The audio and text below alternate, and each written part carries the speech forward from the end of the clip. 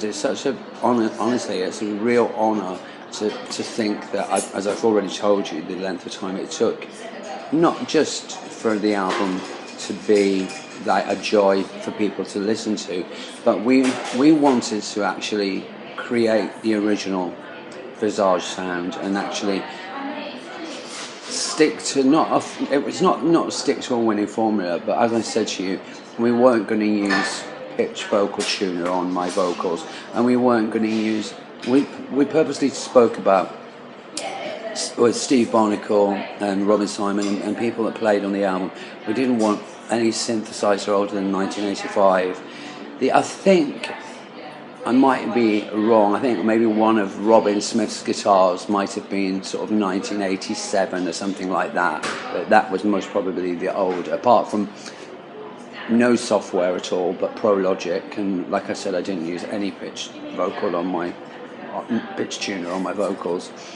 And I think we've managed to do it. I think every single review I read, it's just like, it's the pessimist in me that's just waiting for the bad one. But so far, touch wood, there's none actually coming up, and they're all like yours was glowing. And when I read yours, it was really like a warming feeling, and it was just like there are people out there that we still, that still love what we're doing. And like I said to you, it's not just Germany; it's France, Italy, Spain, Japan. Because the album has actually been given by yourself and other people great review, we've had to take on extra PR in all of them territories because of what's going on. And now that my voice, because there was a time when we finished recording the album, we did think that I had nodules, and it was going to be we thought it might actually be the last album. But then what was happening was I was doing the album, singing, and after two tracks, my voice the next day would be rah, rah, rah, and people was like, "You sound really sexy," and I was like, "I don't. It really hurts, and it really hurts to speak like this." Anyway, so I went to where I live in Wales. I literally went to the ear, nose, and throat specialist, and I was hoping it wasn't going to be the worst, but they said to me, because it's what's it called? National Health. We're going to analyze what we think it is, and then you get put on a waiting list, and you have to come back. So after 4 months, the man who was doing the camera and who was the ear, nose, and throat specialist, he gave like a huge sigh, and he goes, the reason I'm doing that is, he said, I'm a huge Visage fan, and I was hoping that you didn't have nodules, and you don't have nodules. And he said, what you do have, and he said, we have a lot of people from your profession, because your life is like an open book, that you do. He said, I've seen in your notes that you do lectures. You do lectures in Southampton at the Solvent Uni. You do lectures at St. Martin's. You do lectures all over the country. So you're like a teacher, and we have lots of teachers coming here. So when the teachers are expressing themselves, it's like a performance. And he said, what it is, because you've had helicobacteritis, acid reflux, when it releases itself up from the stomach, it's attacking your vocal cords. So what you have to do, you have to eat after every meal, I have to eat like 2 round things of chalk like this. And it's really ghastly, but you must drum it into your head, because otherwise the acid reflux thing comes back and you get the throat thing again, and it's not nice at all. It's a real sort of a no-go area. See, what I wanted to ask about that album, which is, I loved it. Was it Diaries of a Madman or Breathe Life? Some say insane. Yes. Diaries of a Madman. Yes. It was like you walked into the song. And do you know what? I wrote that song, and I wrote it, and I felt really, when I wrote it, it was when Bush and Blair were like doing that whole thing with Iraq, and not caring about the mothers or the fathers of all them innocent women and boys who'd been killed over in Iraq. And basically, the diary of the madman, it's not about me. I mean, if people want it to be about me, it can be about me. But it's basically about Blair and Bush and what they were doing to all them innocent families and with not having a care in the world. And basically, their diaries were the diaries of the madman. And, you know, think of the power when you're on top. Think of the position when you begin to flop. However highs or low, the show must go on. But that could be about me, but it also could be about where their position in their power starts to go, and they still have to put on that show of solidarity. They put on that show of being a brilliant politician, or even if they've done the wrong judgment or the wrong sort of manoeuvre, they'll somehow claw their way out of it and talk a load of bullshit. But I mean, it's all about the politics of what is going on. For me, it was absolutely a blinding track, because it has this amazing emotive power. I mean, it just does. And so whatever it's about, it's still invested with you.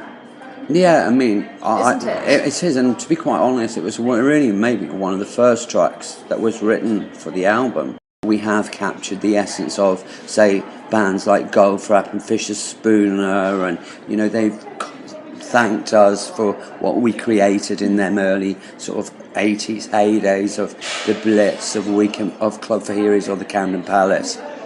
And, you know, out of all of them albums, I mean, they gave us all the kudos, basically, and said if it wasn't for the likes of Strange of Visage, this electronic scene, which was being pioneered by myself and Rusty with the clubs and everything like that, it was Goldfrapp, Little Boots, Fisher Spooner, even LaRue, that basically made Visage trendy again, in the sense of with the music industry. The music industry never wanted Visage to be trendy because they never created us. They never moulded us. They never found us to sort of wrap us up, build us up, and then once we became discovered, poof, knock us back down again. So we didn't have any of that with them. So basically, all the way along, we were always hated by the enemy, Melody Maker, and all of them. But at the other time, we had things like smash hits, new sounds, new styles, The Face, ID, and all other things like that, which to the real sort of music like diehards was a bit sort of like, I don't know, it was like they just couldn't get it really, and I didn't think we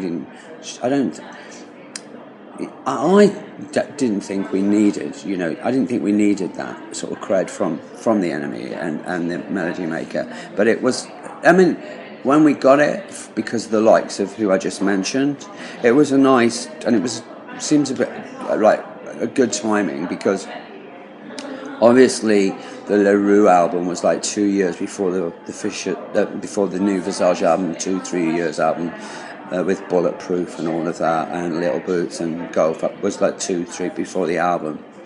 But I mean, I'm just really pleased that people have said that we've managed to keep that Visage sound and come back sounding fresh. It's like a new sound. To me, it's a new sound, Visage. Visage. Well, and I absolutely love it. I absolutely love it. It's really powerful. And it's very thought-provoking as well, I think, because it's so emotive. How did you manage to keep climbing back up to the light? Do you know what I mean? It's really odd, because in some ways I don't know if this is going to sound as if it's coming from somebody else, or if it sounds like, but I don't think I ever realistically went away in some form or other. I think when I decided that I wanted out because of me being in all of them dark places with the drugs, and needed to kick the habit, and moving back to Wales, and then suing the News of the World with Paula and Michael, and being in such a dark place with them, and suing and winning the News of the World, then releasing my book doing so well, and as I told you, going on the Here and Now tours, But then sort of getting involved with reality shows like Celebrity Scissorhands and When the Band Goes Pop, I don't think I actually ever went away. I think there's always been that penchant for Steve Strange where people have actually, they've either loved me or they've hated me, and I don't think they've ever, the ones that have loved me have never let me really go away. I've always stayed somewhere in their hearts or somewhere in their mind, and I think, you know, even if it's just a small picture or a write-up in a magazine, and it sort of jolts people's memory, they automatically they'll think back either to Fade to Grey or one of their favourite Visage tracks. It'll send them back into a journey, and they'll remember good times either from the 80s, 90s, or whichever era, you know. But I want to know how you did it. Through being a fucking survivor and being strong, yeah, but really, I mean, and, you know, like you said, being the resilient person I am, and sort of like, I don't really take, now I don't take many people, like as before my entourage used to be maybe 15, 20 people.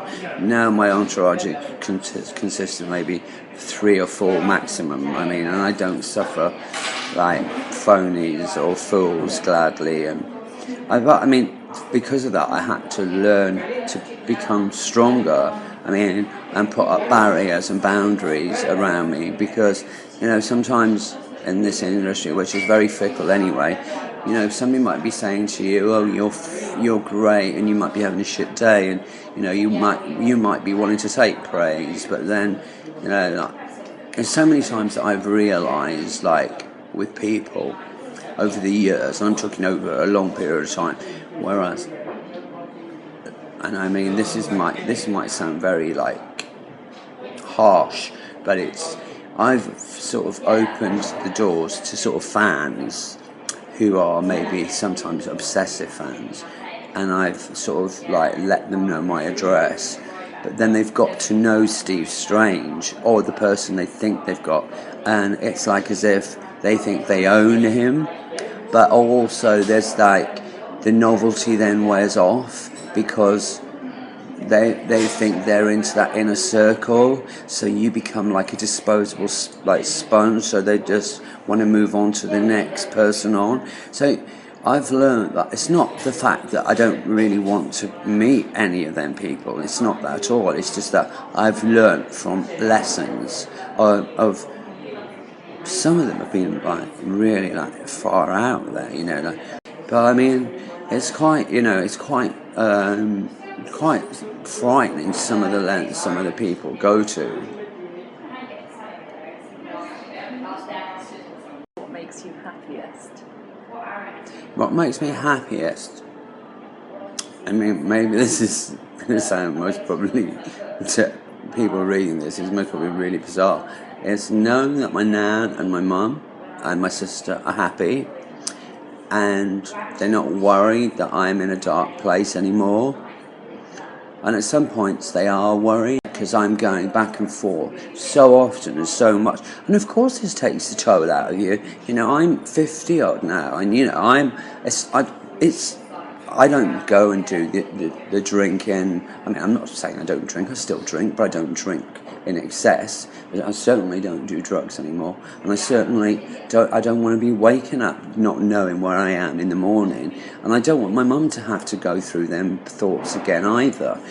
But she does worry about the industry that I'm in, and she rightly so, because they just do not think straight. They do not think in a way. They think they're saving money by doing certain things, but they're not. They're being ridiculous, and they're actually costing a hell of a lot more. When I do sort of like news programs, and I do new like, it's completely changed. You know where Radio 1 used to be? Well, now it's like BBC World News. I mean, I walked in there when I was doing not just the V&A, but when David Bowie dropped the single, I did 7 national national world news in one day. And at one point, I did think, have I just told you that question? Have you just asked me that question? Is it all in my mind? But doing 7 in one day, you know, I did start to think I am going a bit Fruit Loop here. But I mean, when I walked in on that what they done, don't forget the last time that I was there, it was Radio 1. So I walk in and I'm looking in on it, and it's like, my God, this is like the stock exchange. It really was like the stock exchange, and there was like there was no how can I say, like studio with a camera. It was like they were telling you that you've been interviewed, but the person speaking to you is speaking to you from Shepherd's Bush. I mean, it's all back to front.